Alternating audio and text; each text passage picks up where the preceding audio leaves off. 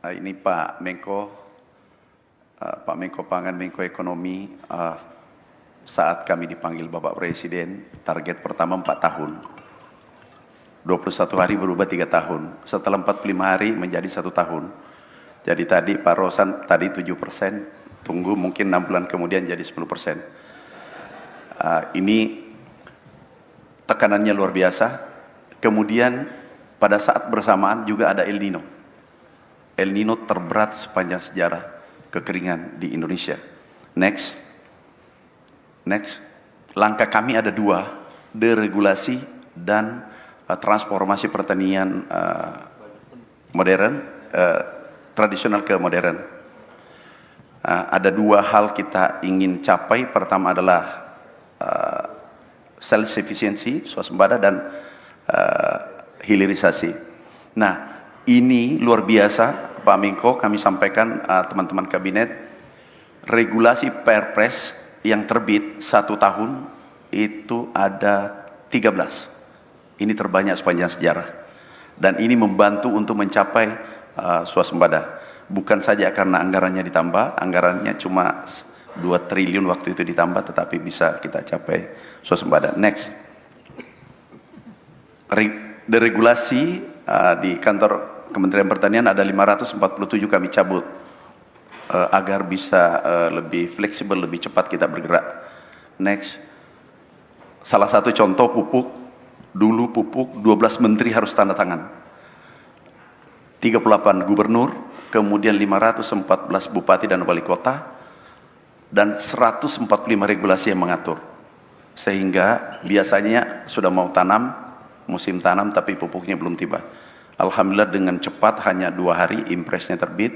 Sekarang dari Kementan langsung ke pupuk Indonesia, langsung ke petani. Jadi hanya 3. Next. Kemudian kita lakukan revitalisasi industri pupuk. Hasilnya setelah kita deregulasi, Permenkeu, Permentan, dan Impres, itu bisa menurunkan biaya pupuk 20%, meningkatkan volume 700.000 ton, tetapi tidak menambah biaya.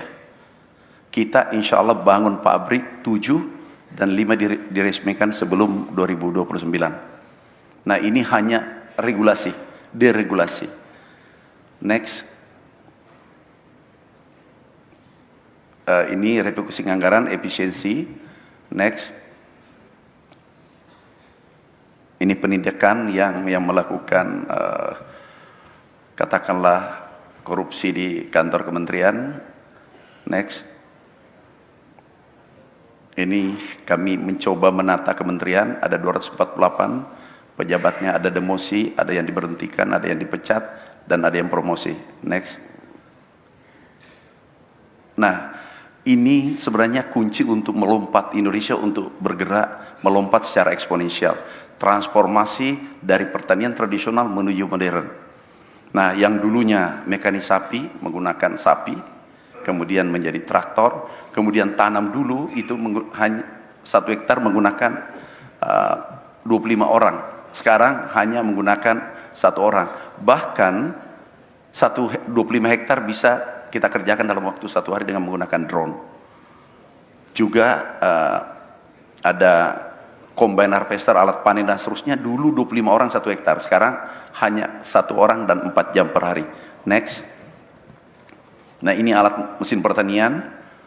Tujuannya apa? Ini bisa meningkatkan planting index atau indeks pertanaman 1 kali menjadi 3 kali. Yang dulunya 1 kali menjadi 3 kali karena menggunakan peralatan semua peralatan modern. Kemudian menurunkan biaya 50%. Nah, hasilnya adalah meningkatkan NTP petani 125 dan tertinggi sepanjang sejarah. Ini hasil kerja kita semua. Tanpa teman-teman membantu kami, ini tidak mungkin tercapai. Ini tertinggi NTP, tingkat kesejahteraan petani tertinggi sepanjang sejarah, dan ini hasil kita semua. Next. Nah, ini pompanisasi di saat El Nino. Nah, ini paling menarik, seluruh air sungai kami pompa di saat kekeringan. Kami beli pompa. Ada yang mengatakan waktu itu, ini menteri mungkin gila ini.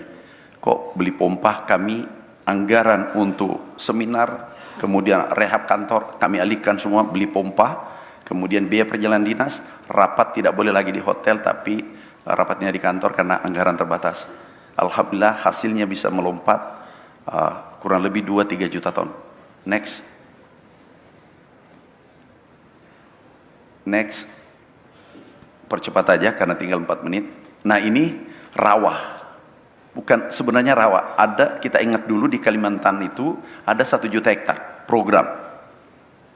Nah ini program 1 juta hektar tetapi belum sempurna. Sehingga kami membongkar ulang 1 juta hektar. Sekarang kami program 200.000 pertama untuk menghidupkan kembali. Karena irigasinya sudah bagus. Inilah hebatnya kita, irigasi bagus, tapi padinya tidak ada.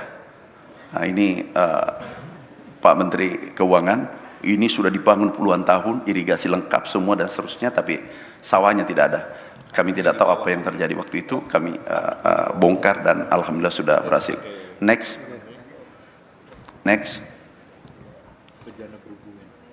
Ini peningkatan kita dengan deregulasi dan kebijakan kita ubah dan menambah sedikit anggaran, kita menghasilkan dan HPP kemarin yang dikeluarkan Bapak Presiden, harga pembelian pemerintah beras itu harga dasarnya adalah 6.500, petani mendapatkan 132 triliun pendapatan petani sehingga NTP-nya naik 125.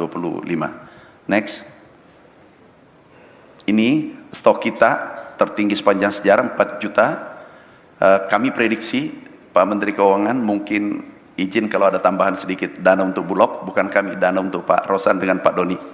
Karena sekarang kita sudah sewa gudang 1 juta ton, 1 juta, kapasitas 1 juta, tetapi produksi beras kita meningkat tajam. Kemungkinan 3 bulan ke depan itu 6 juta ton. Sedangkan kapasitas gudang hanya 3 juta ton. Ini mungkin butuh dana tambahan Pak Doni dengan Pak Rosan, Pak. Aku yang mintakan Bapak. Ini bukan untuk pertanian, untuk Pak Rosan, Pak. Jadi sekarang ini bulan ini kemungkinan 3,94 juta ton. Next. Ini juga perlu dipahami bahwa beras yang ada di hotel, restoran dan perumahan itu tertinggi sepanjang sejarah, 12 juta ton. Dulu 7 juta, kemudian sekarang posisi 12 juta ton, naik 47%. Next. Ini yang dirilis, waktu itu dirilis produksi kita naik, kalau Asia Tenggara kita nomor 1. Next. Kemudian kenaikan produksi kita di global tingkat dunia, kita nomor 2 dunia. Next. Nah, penghargaan dari FAO ada 2 kita dapatkan. Penghargaan tertinggi dalam bidang ketahanan pangan dan memperkuat sistem pangan baru-baru ini. Next. Nah, ini juga menarik karena kebijakan tadi deregulasi ada 12 dikeluarkan Bapak Presiden. Ekspor kita naik 158 triliun sektor pertanian, tetapi impor kita turun 34 triliun. Pakan jagung pakan ini 0, tidak ada impor tahun 2025. Next. Next. Next. Yang terakhir, ini adalah kontribusi Indonesia menurunkan harga beras dunia karena dulunya impor 7 juta ton, kurang lebih 100 triliun, itu $660 per ton. Sekarang ini turun 368, itu turun 44% karena Indonesia importir terbesar beras dunia. Yang terakhir, ini hilirisasi Pak Menteri Keuangan. Hilirisasi, kita punya komoditas strategis yang demandnya tinggi tingkat dunia. Langsung terakhir, ini tinggal 10 detik, itu kelapa kita itu naik 100 kali lipat kalau kita hilirisasi. Next, itu naik 100 kali lipat. Next, enggak apa-apa 1 menit, sedikit. Yang tolong tunjukkan pabrik kelapa. Next.